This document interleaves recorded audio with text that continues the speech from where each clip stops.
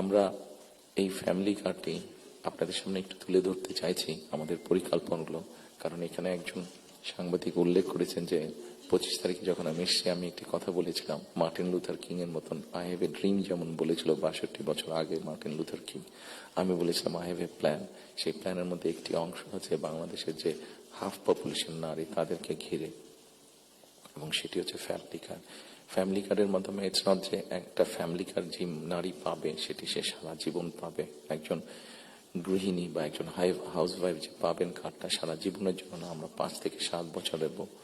এই 5 থেকে 7 বছর তাকে আমরা একটা সাপোর্ট দেওয়ার চেষ্টা করবো। সেটা টাকার হিসাবে হতে পারে অথবা এসেনশিয়াল ফুড আইটেমের হিসাবে হতে পারে।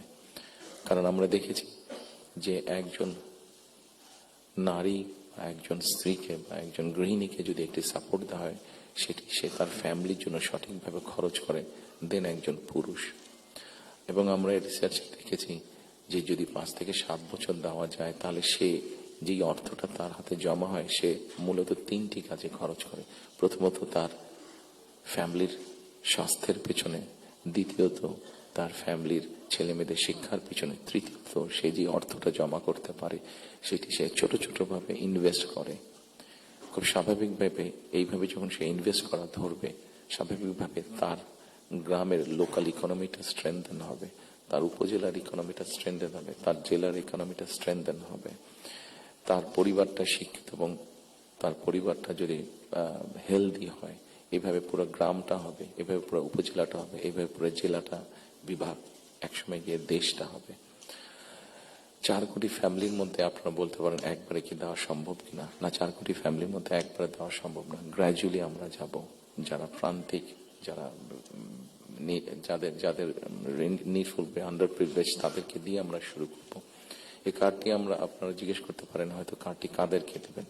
আমরা কার্ডটি জেনারেল রেখেছি, ইউনিভার্সাল রেখেছি, কারণ আমরা অতীতে দেখি যে বিভিন্ন সময় বিভিন্ন সোশ্যাল সেফটি নেটওয়ার্কের আওতায় যাদেরকে নিয়ে আসা বিভিন্ন ক্যাটাগরি করা হয় এবং সেখানে কারাপশন দেখা দেয়। সেই জন্য আমরা এটি জেনারেল রেখেছি। এটি একজন গ্রামের কৃষকের স্ত্রী যেমন পাবে, ইমাম সাহেবের স্ত্রী যেমন পাবে, প্রাইমারি স্কুলের শিক্ষকের স্ত্রী যেমন পাবেন, ঠিক একইভাবে ডিসি সাহেবের স্ত্রীও পাবেন, এসপি সাহেবের স্ত্রীও পাবেন। তবে আমরা দৃঢ়ভাবে বিশ্বাস করি ডিসি সাহেবের স্ত্রী বা এসপি সাহেবের স্ত্রী নিশ্চয়ই ওনারা নেবেন না, কারণ ওনাদের ওটি প্রয়োজন হবে না। কারাপশনটাকে যাতে মানে একটা স্প্রেড না করে, কারাপশনটা যাতে স্বাভাবিক একটা পর্যায়ে থাকে, কিছু তো অ্যানোমালিজ হতে পারে, সেটি আমরা গ্র্যাজুয়ালি ঠিক করব। ঠিক এভাবে কৃষকদেরকে হেল্প করার জন্য আমরা কৃষি কার্ড করেছি। একটি বড় সমস্যা হচ্ছে হেলথ ইস্যু। বাংলাদেশে 20 কোটি মানুষ।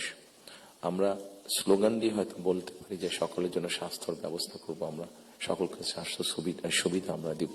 এখানে আপনারা অনেকেই আছেন যারা আপনারা ইউকেতে গিয়েছেন, যেহেতু আমি ইউকেতে অনেকদিন ছিলাম, স্বাভাবিকভাবে আমি তাদের বিষয়টি আমার নজরে বেশি পড়েছে। তাদের ওখানে বৈধভাবে যে কোনো মানুষ থাকে তাকে তারা পূর্ণ হেলথ সার্ভিস দেয়, সেটা যে কোনো ধরনের, সেটা বাইপাস হোক, কার্ডিয়াক হোক, ক্যান্সার হোক, সব রকম চিকিৎসা তারা দেয়।